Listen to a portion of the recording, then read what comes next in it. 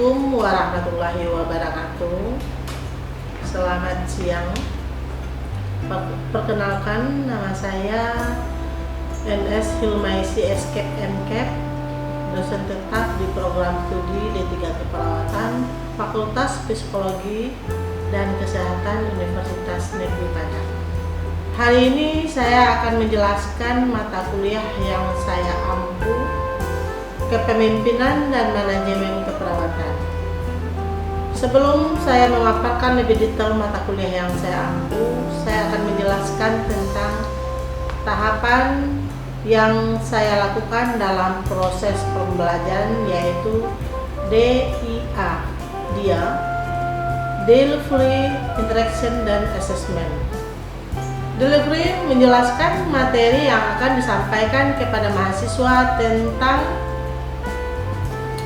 mata kuliah yang saya ajarkan, baik menggunakan textbook ataupun didukung dengan jurnal-jurnal dan role play yang nanti akan ditampilkan di depan kelas. Sedangkan interaction dilakukan dengan perkuliahan, tatap muka selama dalam proses pembelajaran, ada interaksi antara saya dan mahasiswa terkait materi yang diberikan, sehingga mahasiswa didorong untuk aktif terkait materi yang disampaikan, baik dalam diskusi maupun dalam perkuliahan. Kemudian asesmen, saya akan memberikan penilaian kepada mahasiswa dalam berbentuk kuis atau tanya jawab di akhir pembelajaran terkait materi yang sudah disampaikan. Tujuan pemaparan ini adalah dalam rangka untuk kerjasama pelaksanaan Tridharma perguruan tinggi dalam bidang pengajaran. Saya akan menjelaskan secara singkat deskripsi mata kuliah Kepemimpinan dan Manajemen Keperawatan. Mata kuliah Kepemimpinan dan Manajemen Keperawatan di semester 4 dengan bobot SKS adalah 2 SKS, yaitu 1 SKS teori dan 1 SKS praktikum. Mata kuliah ini diampu 4 orang tim teaching, yaitu yang pertama tim teaching saya adalah Bu Reska Hadayani Escape MCAP, kemudian Ibu Mariza Elvira Escape MCAP, kemudian Ibu Miki Asmaria dan saya sendiri. Deskripsi mata kuliah ini adalah menguraikan tentang konsep dan proses manajemen keperawatan, konsep model praktek keperawatan profesional, konsep supervisi, timbang terima dan pendelegasian, konsep manajemen konflik, konsep kolaborasi, negosiasi, dan konsep penjaminan mutu. Capaian pembelajaran yang diharapkan yaitu yang pertama, CPMK 1, mahasiswa mampu memahami konsep dasar manajemen. Yang kedua, CPMK 2, mahasiswa mampu menguasai konsep manajemen keperawatan dan manajemen asuhan keperawatan. Yang ketiga, CPMK 3, mahasiswa mampu menguasai konsep kepemimpinan dalam manajemen keperawatan. Yang keempat, CPMK 4, mahasiswa mampu menjelaskan perencanaan manajemen keperawatan. Yang kelima, CPMK 5, mahasiswa mampu memahami tentang pengorganisasian manajemen keperawatan. Yang keenam, CPMK 6, mahasiswa mampu memahami pengaturan ketenagaan dalam manajemen asuhan keperawatan. Yang ketujuh, CPMK 7, mahasiswa mampu memahami pengarahan dalam manajemen keperawatan. CPMK 8, mahasiswa mampu memahami tentang pengawasan dalam manajemen keperawatan. CPMK 9, mahasiswa mampu memahami pengendalian mutu dalam manajemen keperawatan. CPMK 10, mahasiswa mampu mendemonstrasikan praktek manajemen keperawatan di ruang perawatan. Metode pembelajaran teori dilakukan di kelas dengan menggunakan berbagai metode, yaitu case method, small group discussion, dan contextual learning. Kemudian praktikum, kegiatan praktikum atau role play dilaksanakan di laboratorium dengan menggunakan metode simulasi. Kriteria evaluasi UTS 15%, UAS 15%, tugas 10%, kuis atau absensi 10%. Dan cash method 50%. Media pembelajaran yaitu ada perangkat lunak seperti PowerPoint, video, jaringan internet, operasi sistem atau Android, kemudian perangkat keras, whiteboard, spidol, LCD, dan laptop. Berikut cuplikan video mengajar saya.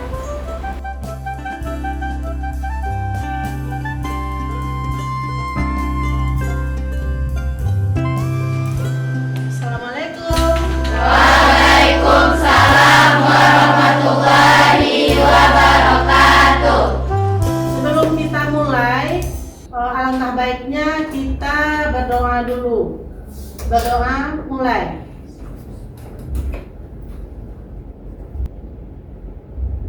Berdoa selesai. Assalamualaikum warahmatullahi wabarakatuh. Waalaikumsalam warahmatullahi wabarakatuh. Apa kabar anak ibu hari ini? Baik, Bu. Alhamdulillah. Ada yang tak hadir? Ada, Bu. Siapa? Zalfaisi, Bu. Oke, Zalfaisi Resa Ramadina ya. Ya, Bu. Ada keterangan surat sakit apa segala macam? Sakit, Bu. Oke, tidak ada ya. Oke, baik. Kita akan masuk dengan pertemuan pertama dengan konsep dasar manajemen ya. Konsep dasar manajemen ini adalah ilmu dan seni yang mengatur proses pemanfaatan sumber daya manusia dan sumber daya lainnya secara efektif dan efisien untuk mencapai suatu tujuan tertentu ya. Berarti di sini ada tujuan yang harus kita capai, yaitu manajemen ya. Kemudian prinsip dari manajemen itu adalah yang pertama itu ada pembagian pekerjaan. Maksudnya di sini bahwa di suatu rumah sakit itu ada pekerjaan-pekerjaan tertentu yang dilakukan oleh ahlinya. Contoh, dokter ahlinya memberikan obat ya. Kemudian kalau kita perawat, ahli kita merawat ya. Kalau gizi, ahlinya memberikan gizi ya. Kemudian ada kesatuan komando. Prinsipnya ya, ada komando, ada manajer ya.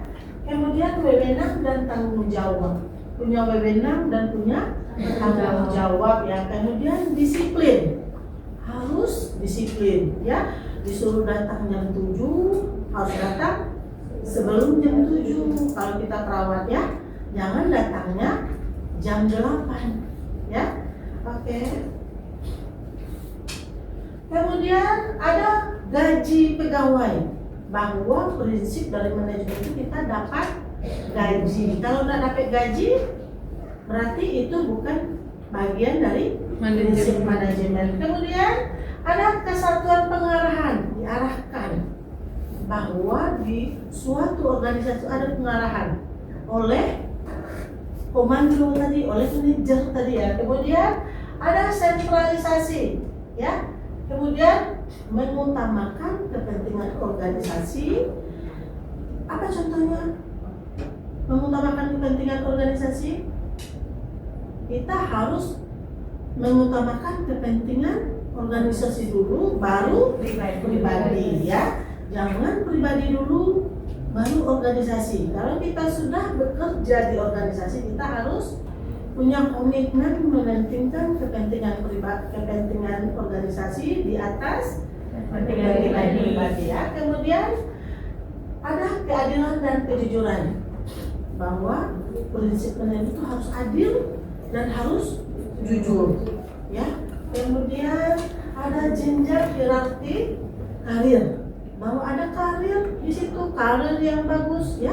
Kita D3 keperawatan, kalau kita mau melanjutkan sekolah boleh ke S1 nurse, S2 keperawatan, itu ada jenjang karir ya. Kemudian ada ketertiban, harus tertib, nggak boleh kayak siapa yang punya kuasa dia yang berani, dia yang berkuasa, tidak seperti itu ya. Harus tertib ya. Kemudian ada semangat kesatuan, semangat core. Harus kita punya semangat kesatuan walaupun menurut kita bukan apa ya, kita harus bersatu di sini ya, nggak boleh ini bukan urusan saya, bukan itu ya. Kemudian stabilitas kondisi karyawan, bahwa prinsipnya di manajemen itu ada stabilitas kondisi karyawan, kemudian ada inisiatif. Apa itu inisiatif? Kemauan untuk menuju perbaikan ya, menuju ke arah yang lebih baik. Dan terus sekarang kita masih di tiga, kita ada kemauan untuk melanjutkan studi S1 ke jenjang berikutnya. Oke? Nah, kita sekarang bicara tentang fungsi manajemen. Apa itu fungsi manajemen? Fungsi manajemen. Ada di sini perencanaan, ya. Kemudian ada pengorganisasian, ada ketenagaan, kemudian ada pengarahan, kemudian ada pengendalian. Suatu tujuan, kalau kita pengen suatu tujuan itu berhasil kan, ada pengendalian, dikendalikan, tak boleh semau dan sesuka hati kita saja, kan? Kemudian konsep manajemen itu sudah ya, kita sudah tahu bahwa suatu proses yang melakukan kegiatan ya mencapai tujuan organisasi melalui bekerja sama dengan orang lain. Jadi di dalam manajemen ini kita tidak bisa sendiri, ada orang lain ya. Orang lain itu mitra kerja kita ya, mitra kerja kita. Konsep manajemen itu ada beberapa ahli mengatakan bahwa serangkaian upaya untuk memanfaatkan berbagai sumber daya yang bersifat fisik atau non fisik untuk menyelesaikan suatu pekerjaan atau masalah dengan baik. Itu menurut Kamar 2015 ya. Sedangkan menurut Winardi 2016 bahwa sebuah proses kas yang terdiri dari kegiatan perencanaan, harus ada rencana ya, kemudian ada pengorganisasian, harus ada organisasi kelompok-kelompok pekerjaan tertentu ya, kemudian menggerakkan serta pengawasan ya, harus diawasi oleh manajer. Kemudian dilakukan untuk melakukan dan mencapai sasaran yang telah ditetapkan melalui pemanfaatan sumber daya manusia dan sumber daya lainnya. Itu konsep manajemen menurut para ahli-ahli ini ya. Kemudian menurut si Wibowo bahwa manajemen itu sebagai proses sumber daya organisasi yang melibatkan orang lain di dalamnya untuk mencapai tujuan organisasi secara efisien dan efektif. Oke, lanjut bahwa ada menurut si Martol dan si Martin bahwa katanya konsep manajemen itu adalah mencapai tujuan organisasi dengan melakukan kegiatan dari 4 fungsi utama, meliputi direncanakan, kemudian diorganisasikan, kemudian dipimpin dan dikendalikan ya. Kemudian menurut si Follett dan Danmin tahun 2010 bahwa manajemen itu adalah seni menyelesaikan pekerjaan melalui orang lain. Kemudian dalam hal ini seorang manajerlah yang bertugas mengatur dan mengarahkan orang lain untuk mencapai tujuan organisasi. Dan menurut si Ivan Cevic 2015 kemarin baru ya, sekarang 2025 ya, bahwa manajemen itu menurut si Ivan ini bahwa proses yang dijalankan oleh satu atau lebih individu untuk mengkoordinasikan berbagai aktivitas lain guna mencapai hasil-hasil yang tidak bisa dicapai jika satu individu bertindak sendiri. Jadi prinsip manajemen itu memang harus bersama. Ada dokter ya, kalau dia sakit ada perawat, ahli gizi, radiologi, fisioterapi, semuanya ya. Itu merupakan bagian dari konsep manajemen. Oke. Kemudian tujuan manajemen. Sebenarnya apa sih tujuan manajemen? Agar terorganisir dan terkontrol. Agar tercapai apabila dilakukan secara terorganisir dan terkontrol. Tujuan manajemen ini bisa tercapai apabila dilakukan secara terorganisir. Nggak boleh misalnya sendiri-sendiri, semau kita, semau gue, itu nggak akan tercapai. Oke, kemudian tujuan khususnya yaitu melakukan peninjauan terhadap pelaksanaan fungsi manajemen dan cara kerja organisasi saat menjalankan tugasnya, ya. Kemudian membantu organisasi untuk beradaptasi dengan lingkungan baik internal maupun eksternal agar tetap relevan, produktivitas dan kompetitif, ya.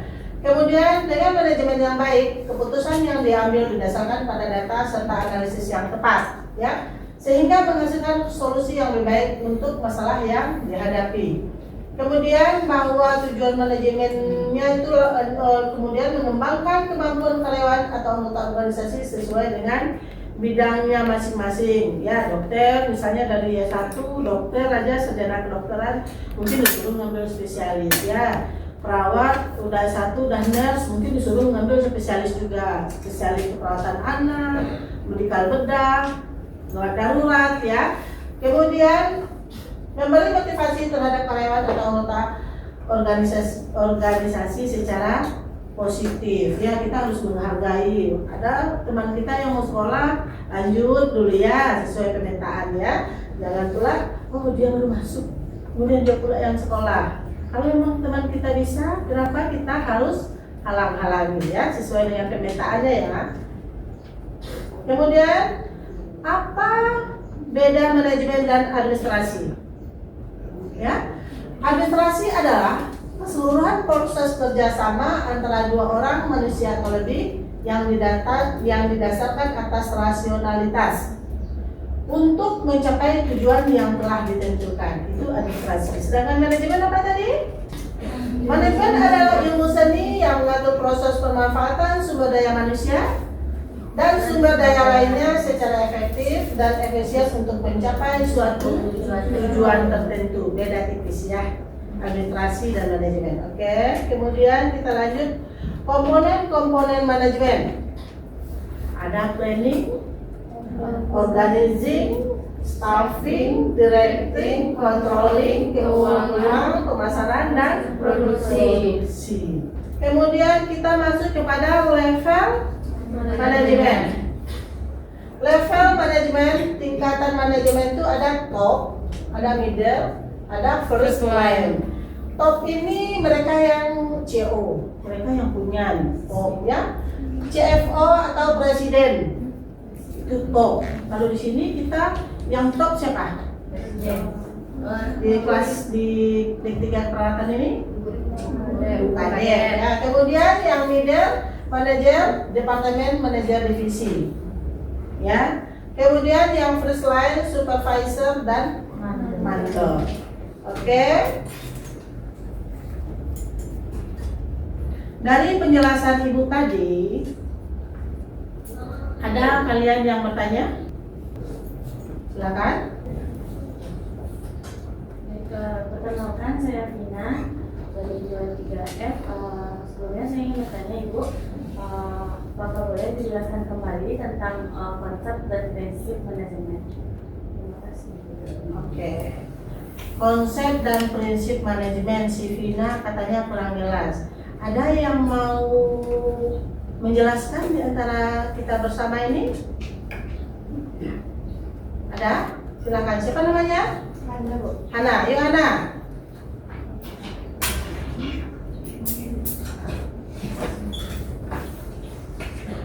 Menurut saya konsep manajemen menurut Winardi 2016 yaitu manajemen menurut Winardi adalah sebuah proses khas yang terdiri dari kegiatan perencanaan, perorganisasian, penggerakan, serta pengawasan yang dilakukan untuk melakukan dan mencapai sasaran-sasaran yang telah ditetapkan melalui pemanfaatan sumber daya manusia dan sumber-sumber lainnya.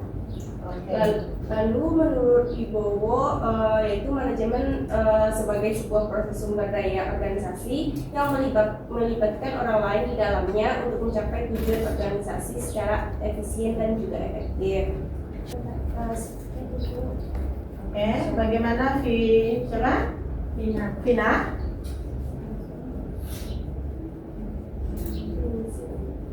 Oke, konsep dan prinsip manajemen itu kita masuk kepada konsepnya ya. Menurut ahli, ada beberapa ahli, menurut si Kamar, si Winardi, si Wibowo ya, ada beberapa ahli seperti Bertol dan Martin, Colette dan Danim, kemudian Gibson, Donnelly dan Ivan Cevic. Oke, salah satunya Ibu terangkan bahwa tahun 2015 menurut si Gibson ini bahwa manajemen itu adalah suatu proses yang dijalankan oleh satu atau lebih individu untuk mengkoordinasikan berbagai aktivitas lain guna mencapai hasil-hasil yang tidak bisa dicapai.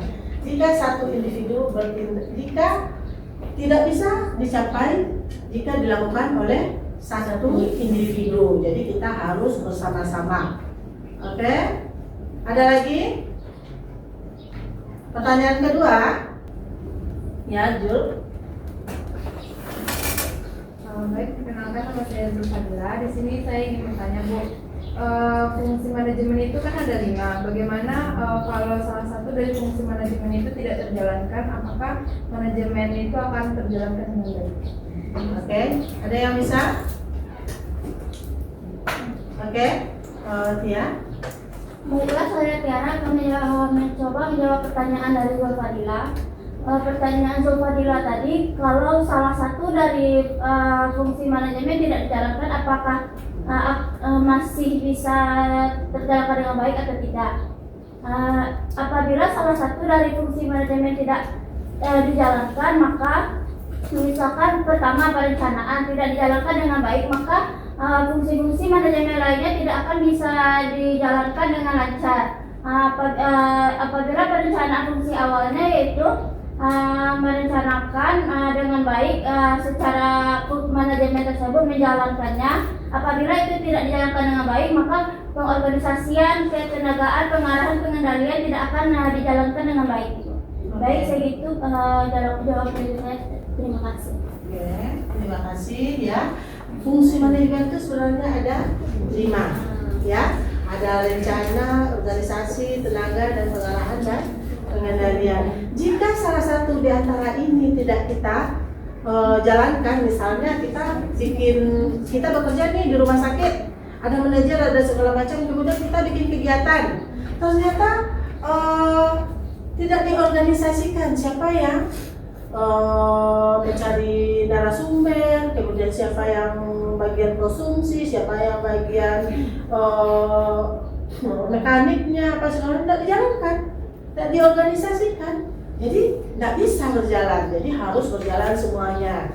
Kita harus punya komitmen bahwa suatu kegiatan itu harus berjalan dengan baik tanpa dengan tidak meninggalkan salah satu di antara ini. Misalnya harus dalam fungsi itu memang harus perencanaan, direncanakan secara matang kegiatannya, kemudian diorganisasikan. Siapa yang melakukan ini, siapa yang mencari narasumber, siapa yang bagian konsumsi itu diorganisasikan. Kemudian ketenagaan, harus tenaga, harus jelas ya. Kemudian diarahkan. Kita sebagai manajer tuh diarahkan bahwa ini tidak ada suatu kegiatan berlangsung, tidak ada lagi yang tidak bisa dilaksanakan. Contohnya kegiatan berlangsung, kemudian ternyata narasumbernya nggak datang ya, itu sesuatu yang buruk yang bisa terjadi. Kemudian pengendalian, semuanya harus ada. Oke.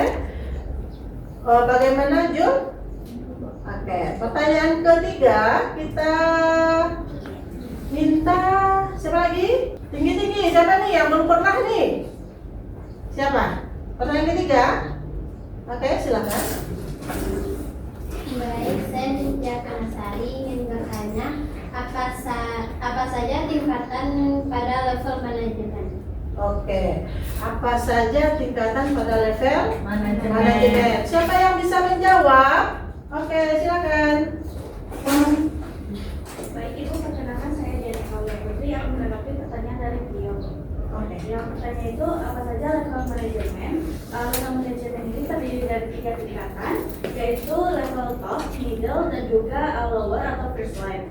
Nah, top middle itu adalah pimpinan yang tertinggi, seperti direktur atau kepala rumah sakit, yang tugasnya itu menetapkan visi misi dan juga kebijakan-kebijakan. Kemudian ada middle, itu terdiri dari manajer atau kepala unit yang mengimplementasikan kebijakan. Sedangkan lower atau first line itu seperti kepala ruangan atau supervisor yang bertanggung jawab langsung terhadap pelaksanaan operasional harian. Oke. Terima kasih. Ada yang berarti udah ya, berarti level manajemen itu ada 3. Yang pertama top manajemen, middle, first line ya. Top itu berarti yang paling atas seperti direktur ya. Kalau middle ya berarti yang tengah-tengah. Manajer. Ya, manajer departemen, manajer divisi. Kemudian first line supervisor ya. Berarti ada 3 ya. Kemudian pertanyaan 1 udah, 2 udah, 3 udah. Siapa yang bisa menyimpulkan materi kita hari ini? Buat rangkuman, siapa nih yang belum pernah nih? Yuk, siapa nih namanya? Syadila, yuk Syadila. Baik Bu, saya Syadila. Jadi saya akan menyimpulkan pembelajaran hari ini dari manajemen. Manajemen itu proses untuk mencapai tujuan organisasi secara efektif dan efisien melalui kerjasama dengan orang lain. Lalu untuk prinsipnya, manajemen itu ada meliputi pembagian kerja, disiplin, wewenang dan tanggung jawab, serta kesatuan komando dan juga adanya keadilan dan kejujuran. Lalu fungsi utamanya ada 5, yaitu perencanaan, perorganisasian, lalu ketenagaan, pengarahan dan pengendalian. Untuk tujuan manajemen adanya meningkatkan efektivitas organisasi, lalu adaptasi lingkungan, pengambilan keputusan berbasis data, serta pengembangan dan motivasi anggota. Lalu perbedaan manajemen dan administrasi.